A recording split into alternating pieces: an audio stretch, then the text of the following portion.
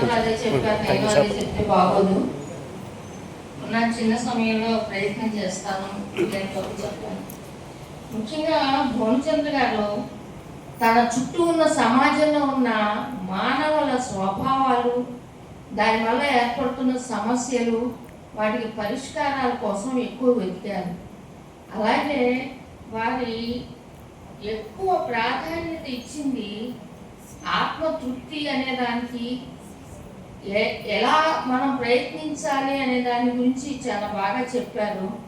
గురువుల ద్వారా కానీ, మా స్వామీజీల ద్వారా కానీ, ఆయన విన్నది కానీ, చూసింది కానీ, నేర్చుకుంది కానీ మనకి కథల రూపంలో చెప్పారు.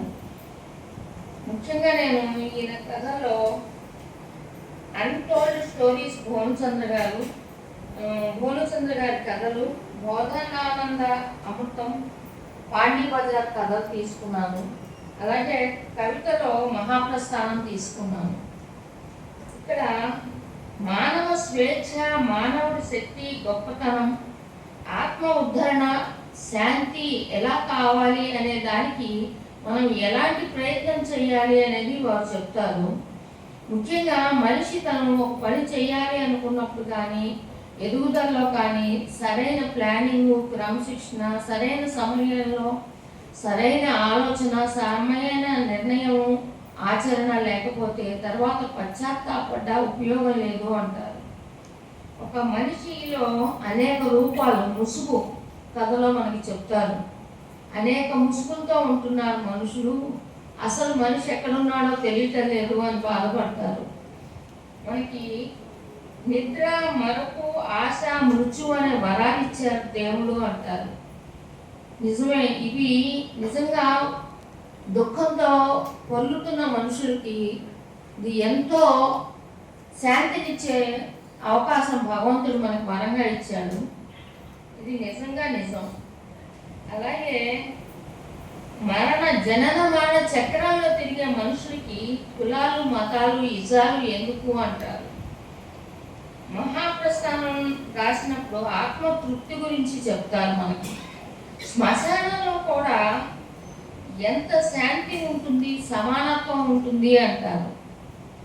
ఈ శ్మశానంలో ఇంత మహాశాంతి, సమానత్వం మనుషుల్లో లేదు కదా. ఒక్క శ్మశానంలో తప్పితే ఎక్కడ సమానత్వం దొరకట్లేదు అని బాధపడతారు. అలాగే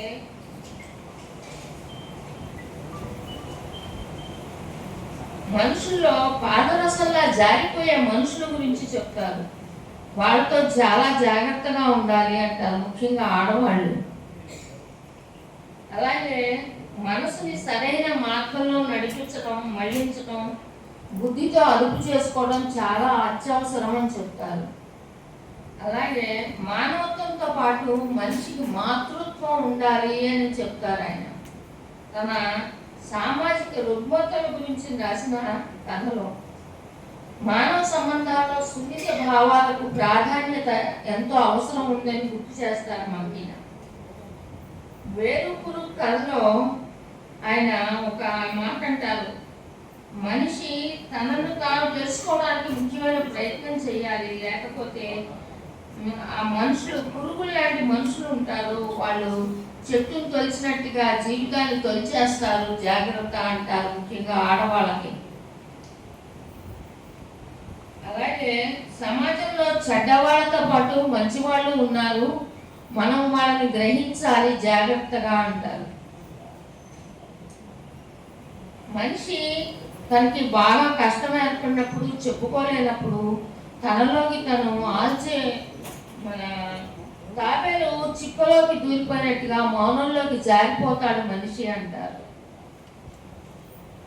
అలాగే మరో కథలో అన్నం పెడితే చాలు అంటారు.